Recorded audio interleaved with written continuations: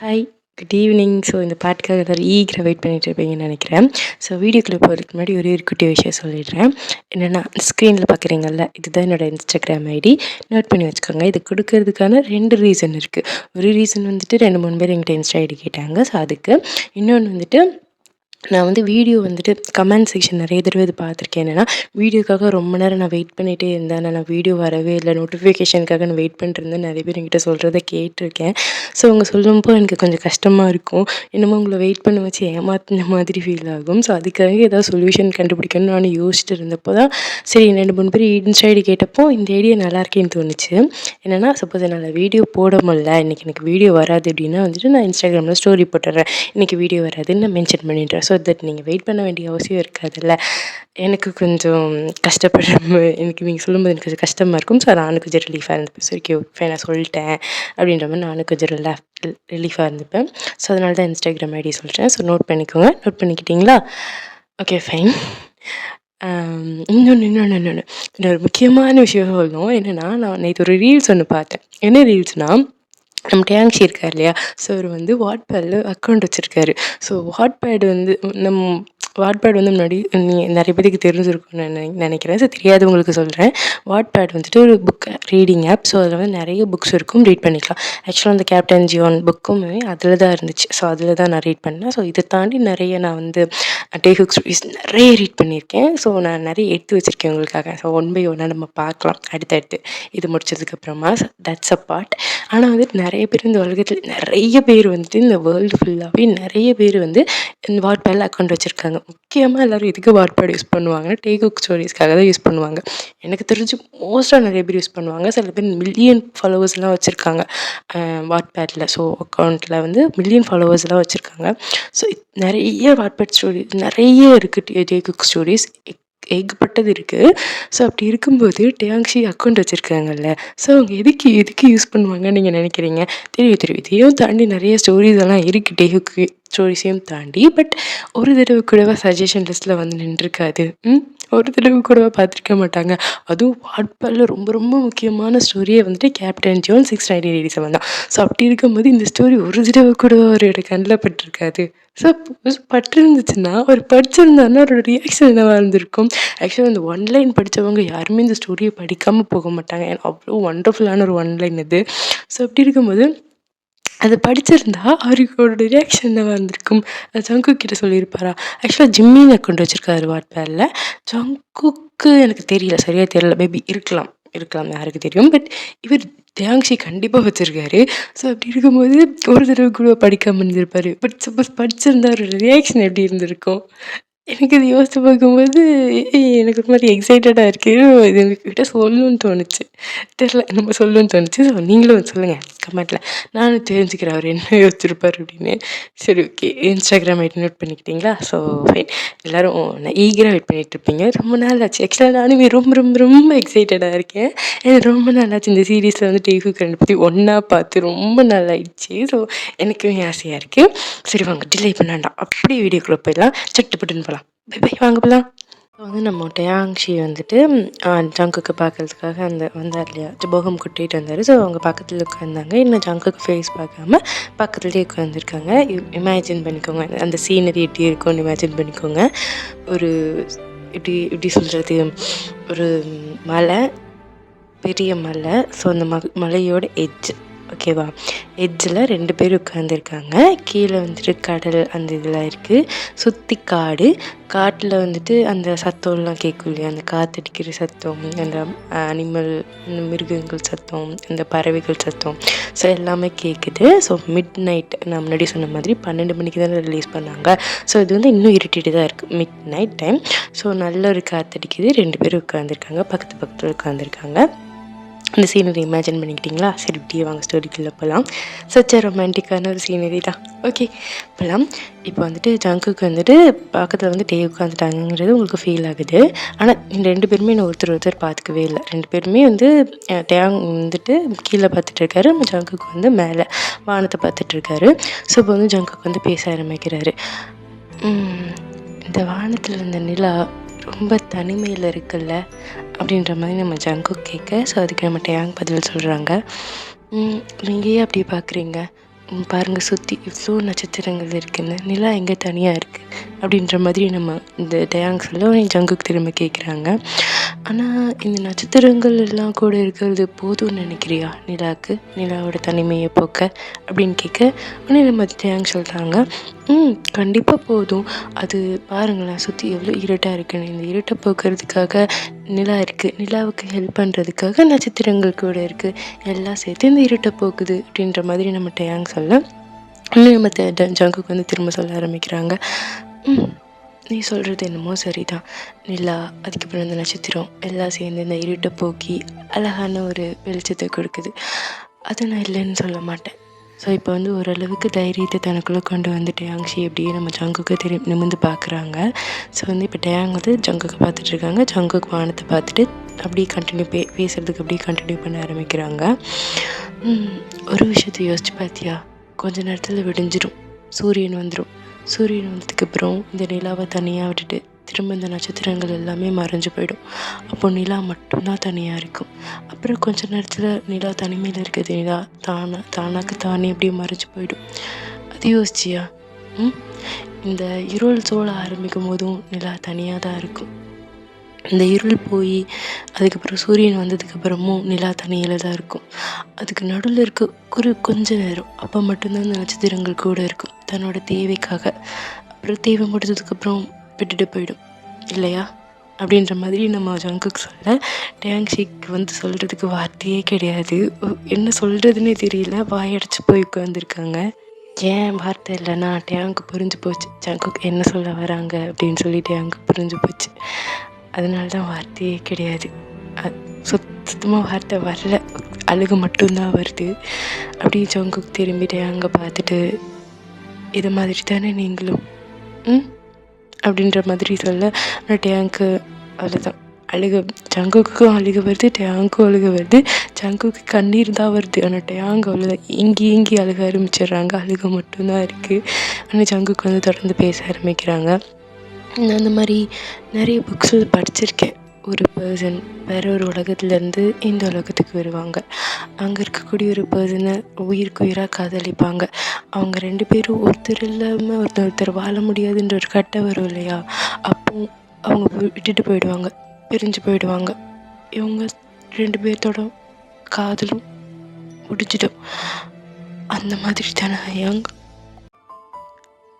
அந்த மாதிரி தானே நீங்களும் வந்தீங்க, உங்கள் வேலை முடிச்சதுக்கப்புறம் என்னை விட்டுட்டு போயிடுவீங்கள்ல, அதானே நடக்க போகுது அப்படின்ற மாதிரி ஜங்கு பேச ஆரம்பிக்க டயாங் அவ்வளோதான் அழுக தானாக வருது, 2 பேரும் ஒருத்தர் மாற்றி ஒருத்தர் அழுதுகிட்டே இருக்காங்க. ஏன்னா வேலை முடிச்சதுக்கப்புறம் டயாங் கிளம்பி போயிடுவாங்களா, போனதுக்கப்புறம் என்ன ஆகும், 2 பேரும் பிரிஞ்சிடுவாங்களா அப்படின்ற ஒரு ஏக்கம் 2 பேர்த்துக்குள்ளேயும். 2 பேரும் அழுகிறாங்க, அந்த இடத்துல உட்காந்து அழுதுகிட்டே இருக்காங்க. நான் உன்னை வெறுக்கிறேன் டயாங், வெறுக்கிறேன், என்கிட்ட நீ பொய் சொன்னதுனால நான் வெறுக்கிறேன், என்கிட்டேருந்து என் மனசை நீ பறிச்சுக்கிட்டதுனால வெறுக்கிறேன், ஆனால் உன்கிட்ட என் மனசை தொலைச்சதில் நான் கொஞ்சம் கூட ஃபீல் பண்ணல, கண்டிப்பாக ஃபீல் பண்ணல டயாங் அப்படின்ற மாதிரி நம்ம ஜங்குக்கு சொல்ல உடனே டயாங் இன்னும் அழுகிறாங்க. அழுதுகிட்டே அழுகையில் சொல்லக்கூடிய ஒரே ஒரு விஷயம், என்னை மன்னிச்சிரு ஜங்குக், அது மட்டும்தான் அவங்க வாயிலேருந்து வருது.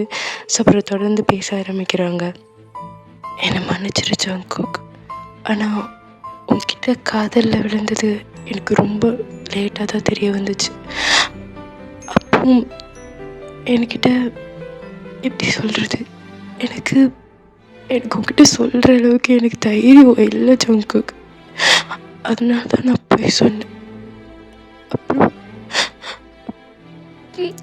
அப்புறம் இதுக்கு மேலேயும் போய் சொல்லி உன்னை கஷ்டப்படுத்த விரும்பல ஜங்குக். 2 பேரும் கிட்ட இருந்தாலும் என்னமோ தூரமாக இருக்கிற மாதிரி 2 பேர்த்துக்குள்ள ஒரு உணர்வு. ஸோ அதுக்கப்புறம் நம்ம ஜங்குக்கு தான் அப்படியே பேச ஆரம்பிக்கிறாங்க. உனக்கு தெரியாது டயாங், உனக்கு தெரியாது எனக்கு எவ்வளோ கஷ்டமாக இருந்துச்சுன்னு, உனக்கு கண்டிப்பாக தெரியாது, உனக்கு அது புரிய போகிறதும் இல்லை. 2 விஷயத்துக்கு நடுவில் மாட்டிக்கிட்டு முழிச்சேன் தெரியுமா, நீ தான் எங்கள் அண்ணனை கொன்னன்னு தெரிஞ்சப்போ என்னால் நம்ப முடியல, அந்த பர்சன் வேறேன்னு எனக்கு அப்போ தெரியாதுல்ல, என்னால் நம்ப முடியல, எங்கள் அண்ணனுக்கான நியாயத்தை வாங்கி கொடுக்கணும்னு ஒரு பக்கம், இன்னொரு பக்கம் ஓடி வந்து உன்னை கட்டி பிடிச்சிக்கணும்னு இன்னொரு பக்கம். ரெண்டுத்துக்கும் நடுவில் நான் எவ்வளோ தவிச்சேன்னு உனக்கு தெரியாது ஜெயாங்கா, உனக்கு தெரியாது. என் கோபம், அவ்வளோ கோபம் வந்துச்சு. அந்த கோபத்தில் ஆல்மோஸ்ட் ஒன்று நான் கொல்ல போயிட்டேன். என்னை மன்னிச்சிருட்டேன், மன்னிச்சிரு, நான் இப்படி பண்ணியிருக்கக்கூடாது. ஜங்குக் ஜங்குக் ஜங்குக் இங்கே பாரு அப்படின்ற மாதிரி சொல்லிட்டு நம்ம டேயாங் வந்து ஜங்குக்கோட ஃபேஸை வந்து பிடிச்சிக்கிறாங்க. ஸோ பிடிச்சிட்டு பேச ஆரம்பிக்கிறாங்க. அது அது உனக்கு தெரியாதுல்ல, நான் அவங்க அண்ணனை கொல்லலைன்னு. அதனால தானே நீ அப்படி பண்ண. இதுக்கு நீ சாரிலாம் சொல்ல வேண்டாம். இதில் உன் தப்பு எதுவுமே கிடையாது. ஆக்சுவலாக சொல்ல போனால் அது என்னோட தப்பு. நான் தான் உண்மையை மறைச்சு பொய்யை உன்னை நம்ப வைக்கிற மாதிரி பேசிட்டு என்ன தான் மன்னிக்கணும் நீ அப்படின்ற மாதிரி சொல்லிட்டு டேயாங்கோட ஜங்குக்கோட ஃபேஸில் அந்த தம் ஃபிங்கர் வச்சு அந்த கண்ணீர் வடிஞ்சிட்டே இருக்கு இல்லையா, ஸோ தொடச்சிட்டே இருக்காங்க. ஒரு தடவையும் கண்ணீர் வடியும் போது தொடச்சிட்டே இருக்காங்க. நான் ஒரு பைத்தியமாக இருந்திருக்கேன்ல அப்படின்ற மாதிரி நம்ம ஜங்குக்கு சொல்ல ஒன்று டேயாங் வந்துட்டு நீ அப்படி சொல்லக்கூடாது, பைத்தியம் தான். ஆனால் உதாரணத்துக்கு சொல்ல போனால் நான் மேலே பைத்தியமாக இருக்கேனே அந்த மாதிரி நம்ம டேயாங் சொன்னோன்னே அவள் தான் ஜங்குக்கு கொஞ்சம் சிரிப்பு வந்துட்டு கொஞ்சம் சிரிச்சிடுறாங்க. சிரிச்சுட்டு டேயாங்கை பார்த்து உண்மையானுமே சொல்கிறீங்களா அப்படின்ற மாதிரி கேட்க ஒன்று டேயாங் இருந்துட்டு ஆமாம் அப்படின்ற மாதிரி சொல்ல ஜங்குக்கு இருந்துட்டு சரி சரி எனக்கு ஒரே ஒரு ப்ராமிஸ் மட்டும் பண்ணுறீங்களா, ஒரே ஒரு ப்ராமிஸ் அப்படின்ற மாதிரி சொல்லிவிட்டு டேயாங்கோட ரெண்டு கை பிடிச்சி வச்சுக்கிறாங்க. இதுக்கப்புறம் என்கிட்ட எந்த உண்மையும் மறைக்கக்கூடாது. அதுக்கப்புறம் இந்த ப்ராமிஸ் ரொம்ப ரொம்ப முக்கியம். எப்போயுமே என்னை விட்டுட்டு போகக்கூடாது, எப்போவுமே என் கூட தான் இருக்கணும், எப்போவும் ப்ராமிஸ் பண்ணுவீங்களா அப்படின்ற மாதிரி நம்ம ஜங்கு கேட்க டேயாங் வந்துட்டு பண்ணுவேன். ஆனால் முதல்ல நீ எனக்கு வந்து ப்ராமிஸ் பண்ணால் நானும் வந்து ப்ராமிஸ் பண்ணுறேன் அப்படின்ற மாதிரி நம்ம டேயாங் சொல்கிறாங்க. அண்ட் ஜங்குக்கு இருந்துட்டு ப்ராமிஸ் எப்பயும் விட்டுட்டு போக மாட்டேன் அப்படின்ற மாதிரி அங்கே ஃபிங்கர் இருக்குள்ள சுண்டு வரல அதை வந்து மடக்கி காமிக்க டேயாங் இருந்துட்டு நானும் ப்ராமிஸ் பண்ணுறேன் எப்பயும் விட்டுட்டு போக மாட்டேன் அப்படின்ற மாதிரி சொல்லிட்டு ரெண்டு பேர்த்தோட சுண்டு வரல் ரெண்டு பேரும் கோர்த்துட்ருக்காங்க. ஸோ ரெண்டு பேரும் சிரிக்கிறாங்க. ஃபைனலி அந்த ஆக்வர்ட்னஸ் ரெண்டு பேத்துக்கு நடுவில் போய் அந்த ஒரு கம்ஃபர்ட் இருக்கும்ல ரெண்டு பேத்துக்கிட்டேயும். ஸோ அது கொஞ்சம் கொஞ்சமாக திரும்ப வருது, கொஞ்சம் கொஞ்சமாக சுச்சுவேஷன் அப்படியே கொஞ்சம் லைட்டாக மாறுது. ஆனால் டேயாங் வந்துட்டு சிரிச்சிட்டே ஜங்குக்கு பார்த்து கேட்குறாங்க சரி ஒரு வழியாக எப்போயாவது என்னை மன்னிச்சிருவேல்ல அப்படின்ற மாதிரி கேட்க இன்னும் டேயாங் நம்ம ஜங்குக்கோட ஃபேஸ் ஒரு நிமிஷம் அப்படியே சீரியஸாக மாறிட்டு முடியாது மன்னிக்க மாட்டேன் அப்படின்ற மாதிரி தலையாட்டுறாங்க. என்ன சொல்கிற ஜங்குக் அப்படின்ற மாதிரி சொல்லிட்டு டேயாங்கோட ஃபேஸில் அந்த சிரிப்பெல்லாம் அப்படியே சுருங்கி போயிடுது, மூஞ்சி ஒரு மாதிரி சுருங்கி போயிடுது. ஜங்குக்கு டேயாங் வந்துட்டு பேசுகிறாங்க எனக்கு புரியுது அப்படின்னு அப்படி சொல்லி முடிக்கிறதுக்குள்ளே ஜங்குக்கு வந்துட்டு இது நீங்கள் எனக்கு கிஸ் கொடுக்காத வரைக்கும் நான் உங்களை மன்னிக்க போகிறது கிடையாது அப்படின்ற மாதிரி சொல்ல டேயாங் அவ்வளோதான் அப்படி சிரிப்பு வந்துடுது. சிரிப்பை வந்து அதை கண்ட்ரோல் பண்ணிகிட்டு இருக்காங்க. உள்ளுக்குள்ளே பட்டர்ஃப்ளைஸ்லாம் அப்படி வயிற்றுக்குள்ளே பறக்குது. ஸோ வெளியில் சிரிப்பை காமிச்சிடக்கூடாது, முழுசாலும் கண்ட்ரோல் பண்ணிகிட்டு இருக்காங்க. அப்படியே ஜங்குக்கே பார்க்குறாங்க. நீ ஜங்குக்கு இருந்துட்டு வாங்க இவ்வளோ நேரம் வெயிட் பண்ணுறது, இவ்வளோ நேரம் உனக்காக வெயிட் பண்ணுறது, இதுக்கு மேலே நான் வெயிட் பண்ண முடியாது போல அப்படின்ற மாதிரி சொல்லிட்டு டக்குன்னு நம்ம ஜங்குக்கு வந்து டேயாங் அப்படியே பாஞ்சிடுறாங்க. பாஞ்சு அப்படியே கிஸ் பண்ண ஆரம்பிச்சிடுறாங்க. ஸோ கொஞ்சம் விலகி வந்துடுறாங்க, அந்த எட்ஜை விட்டு கொஞ்சம் விலகி வந்துடுறாங்க கொஞ்சம் சேஃப்டி பர்பஸ்க்காக. இன்னும் இப்போ விலகி வந்தோடனே டேயாங் வந்துட்டு திரும்ப பேக் கிஸ் பண்ண ஆரம்பிக்கிறாங்க. ஃபைனலி ஒரு வழியாக ரெண்டு பேர்த்துக்கும் அந்த நடுவில் இருக்கக்கூடிய அந்த ஒரு எலக்ட்ரிக் கரண்ட் ரெண்டு பேர்த்தோட உடம்புக்கு பாஸ் ஆகுது. அப்படியே ரெண்டு பேர்த்து வயிற்றுக்குள்ளேயும் அந்த பட்டாம்பூச்சி பறக்க அழகான ஒரு கிஸு. டேயாங் வந்து அப்படியே தூக்கி மடியில் உட்கார வச்சுக்கிறாரு ஜங்குக். டேயாங் அவங்க மடியில் ஒரு கம்ஃபர்டபுளாக உட்காந்துட்டு ஜங்குக் வந்து டேயாங்கோட இடுப்பை வந்து கெட்டியமாக பிடிச்சிக்கிறாரு. ஸோ கிஸ் நல்லா பண்ணணும் அப்படிங்கிறதுக்காக பிடிச்சிக்கிறாங்க. ஸோ நம்ம டேயாங் என்ன பண்ணுறாங்கன்னா அங்கே கையெடுத்துட்டு போய் ஜங்குக்கோட கழுத்து இருக்கு இல்லையா, ஸோ கழுத்தை வந்து கெட்டியமாக பிடிச்சி இன்னும் அதிகமாக டீப்பாக கிஸ்ஸை வந்து டீப்பன் பண்ணுறாங்க. ஸோ அந்த நைட் அவ்வளோ அழகான ஒரு கிஸ். ரெண்டு பேரும் ஒருத்தர் எவ்வளோ மிஸ் பண்ணியிருப்பாங்க. நம்மளே எவ்வளோ மிஸ் பண்ணுறோன்னா அவங்க ரெண்டு பேரும் எவ்வளோ மிஸ் பண்ணியிருப்பாங்க. ஸோ அந்த மிஸ் எல்லாத்தையும் போக்குற மாதிரி அழகான ஒரு கிஸ் அந்த நைட்டில் அந்த மலைக்கு அந்த மலை முகடில் அப்புறம் அழகாக அந்த நிலா வெளிச்சத்தில் அவ்வளோ பியூட்டிஃபுல்லான ஒரு கிஸ் இல்லை, செம்ம கிஸ். பட் ஸ்டில் ஒரு விஷயத்தை டேயாங் மறந்துட்டாங்க. என்னன்னா போகம். எஸ். பாவம். அவர் அந்த மரத்துக்கு பின்னாடி நின்னு எல்லாத்தையும் பார்த்துட்டு கேட்டுட்டு இருக்காரு. ஸோ, அவர் வந்து டேங்கோட சேஃப்டிக்காக தான் நின்னுட்டுருந்தாரு. ஆனா, இப்போ இந்த கிஸ்ஸ பார்த்ததுக்கப்புறம் அவ்வளோதான். மனுஷன் உடஞ்சு போயிடுறாரு. அப்படியே டக்குன்னு திரும்பி அந்த குதிரை கிட்ட போயிடுறாரு. போயிட்டு அந்த குதிரைய பார்த்துட்டு, ம் நம்ம போக வேண்டிய நேரம் வந்துருச்சுன்னு நினைக்கிறேன் சாரா அப்படின்ற மாதிரி அந்த குதிரைக்கிட்ட சொல்கிறாங்க.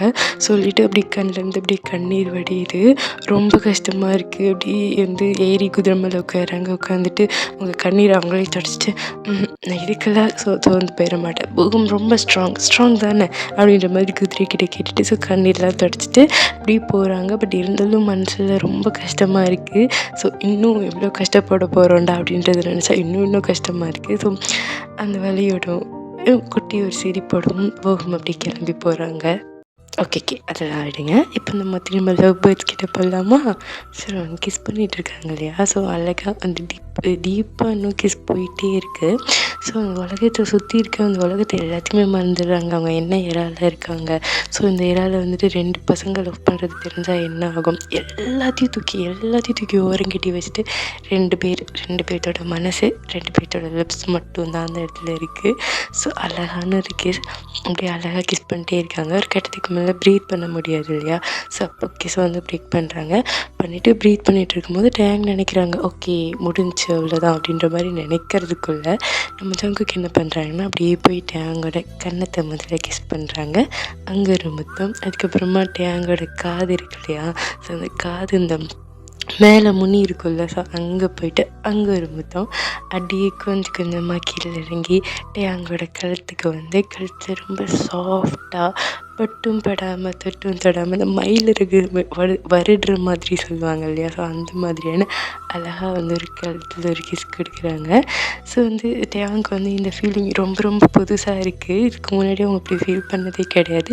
இருந்தாலும் அவங்க அதை கம்ப்ளைண்ட்லாம் பண்ணலை. ஓகேவா? அவங்களுக்கு அது பிடிச்சிருக்கு. ஸோ அப்படியே வந்து ஜங்குக்கு வந்து அவங்களோட நெக்கில் கிஸ் பண்ண டேங்கோட வாயிலிருந்து மூர்னிங் சவுண்ட்ஸாக வருது. ஜங்குக். ஸோ டேங் என்ன பண்ணுறாங்கன்னா கழுத்தை வந்து இன்னும் கொஞ்சம் தலையை தூக்கி கழுத்தை வந்து இன்னும் அதிகமாக ஸ்பேஸ் கொடுக்குறாங்க ஜங்குக்கு கிஸ் பண்ணுறதுக்கு. இன்னும் நல்லா ஆக்சஸ் கொடுக்குறாங்க, இன்னும் நல்லா பண்ணு அப்படின்ற மாதிரி. அப்படியே டேங்கோட கை இருக்கு இல்லையா? ஸோ அந்த விரல்லாம் அப்படியே ஜங்குக்கோட முடிக்குள்ளே போய் அப்படி இறுக்கி பிடிச்சிக்கிறாங்க. ஜங்குக்கோட தலைமுடியை பிடிச்சிட்டு இன்னும் அழுத்துறாங்க. இன்னும் நல்லா கிஸ் வேணும் அப்படின்ற மாதிரி அழுத்துறாங்க அந்த அந்த கிஸ்க்காக. ஸோ வந்து ஜங்குக்கும் நல்லா வந்து கிஸ் பண்ணிகிட்ருக்காங்க கழுத்தில். டேங்க் வந்து இந்த ஃபீலிங் செம்மையாக இருக்குது. ஃபர்ஸ்ட் டைம் எக்ஸ்பீரியன்ஸ் பண்ணுறாங்க. அது ரொம்ப ஒரு மாதிரி சென்ஸ் ஒரு மாதிரி ஃபீல் ஆகுது. ஸோ உங்களுக்கு அது ரொம்ப பிடிச்சிருக்கு. ஸோ இன்னும் வேணும் அப்படின்ற மாதிரி இருக்குது. ரொம்ப நல்லா அந்த ஒரு எலக்ட்ரிசிட்டி, அந்த ஒரு பட்டர்ஃப்ளை, அந்த ஒரு கூஸ் பம்ப்ஸ் அது எல்லாமே சேர்ந்து அடிக்கிற மாதிரி இருக்குது. ஸோ அப்படியே இந்த மார்னிங் அப்படியே ஃபீல் பண்ணி அந்த மார்னிங்கில் அந்த அப்படியே ஃபீல் பண்ணிகிட்டு இருக்கேன். திடீர்னு இந்த ப்ரெஷர் மொத்தமாக போச்சு. ஜங்குக்கு வந்து விட்டுடுறாங்க. வந்துட்டு அங்கே இருந்துட்டு, ஏன்டா ஸ்டாப் பண்ண அப்படின்ற மாதிரி கேட்டுடுறாங்க. ஏங்கா இப்போ நான் வெளிலன்னு வச்சுக்கோயேன், இது வேற எங்கேயோ கொண்டு போய் விட்டுருன்னு சொல்லிட்டேன், அதனால் போதும் இதோடு நிறுத்திக்கலாம் அப்படின்ற மாதிரி சொல்கிறாங்க நம்ம ஜங்குக். ஆனால் டேங் வந்துட்டு அவ்வளோதான். ஜங்குக்கு வந்து டேங் ஃபேஸ் பார்க்கும்போது சிரிப்பு வருது. ஏன்னா டேங் ஃபேஸ் வந்து ரொம்ப டிசப்பாயிண்டடாக இருக்குது. ஸோ அவங்க எதிர்பார்த்துருப்பாங்க, அப்படி ஜங்குக்கு பாதியில் விட்டாரா? ஸோ உங்கள் ஃபேஸை யோசிச்சு பாருங்கள், செம்ம காமெடியாக ஒரு மாதிரி க்யூட்டாக இருக்குது பார்க்குறதுக்கு. சரி ஜங்குக்கு வந்து ரொம்ப பிடிச்சிருக்கு. அப்படி பார்த்து சிரிச்சிட்டே சொல்கிறாங்க, சரி ரொம்ப லேட் ஆகிடுச்சு, ஆல்மோஸ்ட் மார்னிங்கே வந்துடுச்சு, நீ கொஞ்சமாவது தூங்கணும் என் கோழி குஞ்சு, போயிடலாமா அப்படின்ற மாதிரி சொல்ல டேங்க சிரிக்கிறாங்க. கோழி குஞ்சா? கோழி குஞ்சு, க்யூட்டான கோழி குஞ்சு அப்படின்ற மாதிரி சொல்லிவிட்டு கடைசியாக டேங்கோட நோஸில் வந்து ஒரு கிஸ் கொடுத்துட்டு அப்படியே 2 பேரும் ஹார்ஸ் ஏறி அப்படியே கிளம்புறாங்க அங்கேருந்து. ஓகேடா, எனக்கு தெரிஞ்சு டேங் மட்டும் இல்லை, கேட்குற சில பேர் டிசப்பாயிண்ட் ஆகிருப்பீங்கன்னு நினைக்கிறேன். ஓகே ஃபைன், நைட்டோட இந்த பாட்டை முடிச்சுக்கிறேன். ஸோ நெக்ஸ்ட் பாட்டு வந்து நாளைக்கு பார்க்கலாம். ஆக்சுவலாக வந்துட்டு எப்படி சொல்கிறது, ரொம்ப நாள் ஆச்சுல இப்படி 2 பேரும் ரொமான்ஸ் பண்ணுறத பார்த்து என்னமோ தெரியல, இன்றைக்கி என் குரல் கேட்க எனக்கே பிடிச்சிருக்கு, நல்லாயிருக்கு அப்படின்னு தோணுச்சு. என்னமோ தெரியல ரொம்ப நாள் கழிச்சு ரொமான்டிக் டைலாக் பேசினதா என்னன்னு தெரியல. நல்லா இருக்கு மாதிரி நல்லா இருக்கு, எனக்கு பிடிச்சிருக்கு அப்படி இருக்குது. Okay fine. என்னோடய இன்ஸ்டாகிராம் ஐடி நோட் பண்ணியிருப்பீங்கன்னு நினைக்கிறேன். ஸோ யாராவது பேசணுன்னு கூட சொல்லியிருந்தீங்க. பேசணுன்னா டிஎம் பண்ணுங்கள், ரிப்ளை பண்ணுவேன் கண்டிப்பாக. Okay fine. Thank you for hearing my voice. Bye. ஒரு நிமிஷம். எனக்கு டேங்க்கு வந்து ஜங்குக்கு சொல்கிற மாதிரி ஏதாவது ஒரு க்யூட்டான நிக்நேம் ஏதாவது சஜஸ்ட் பண்ணுங்களேன். எனக்கு என்ன நிக்நேம் சொல்கிறதுன்னு தெரில. டக்குன்னு அந்த இடத்துல கோழி குஞ்சுன்னு தோணுச்சு, சொல்லிட்டேன். ஹயாங் சொல்ல வேண்டாம் அப்படின்னு சொல்லி நிறைய ஃபீல் பண்ணியிருந்தீங்க. ஸோ அதனால் நான் வந்து சொல்ல மாட்டேங்க, ஹயாங் வேண்டாம். அதுக்கு பதிலாக வேறு ஏதாவது ஒரு வார்த்தை சொல்லுங்கள். ஏதாவது ஒரு க்யூட்டான ஒரு நிக்நேமாக சொல்லுங்கள், டிஃப்ரெண்ட்டாக சொல்லுங்கள். எது டிஃப்ரெண்ட்டாக இருக்கோ, நிறைய பேர் எதுக்கு லைக் பண்ணியிருக்கீங்களோ அது ஓகே பண்ணிக்கலாம். ஓகேவா? Okay bye. இப்போ நிஜமாலுமே பை சொல்கிறேன். டாட்டா.